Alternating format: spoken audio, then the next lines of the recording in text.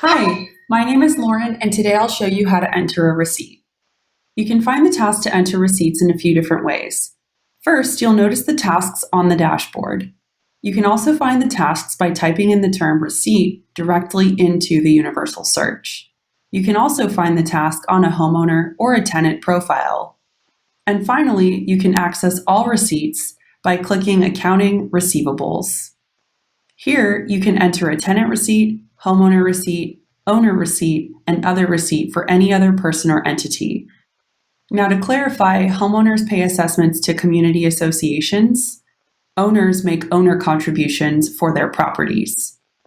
Finally, you'll also see the task to enter an application fee receipt. However, if you have a rental application in Appfolio, I recommend entering the application fee receipt directly onto that rental application.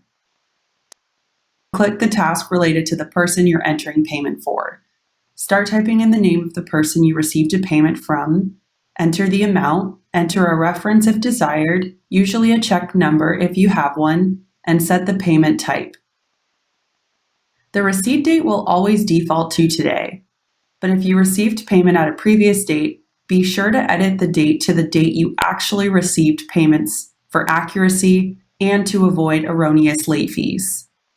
If the receipt is a tenant or a homeowner receipt, you'll see the payment applied to any outstanding charges or as prepayment. Once done, click Save or Save and Add Another to enter in all of your receipts at once. You'll then continue on to making a new bank deposit. Thanks for watching.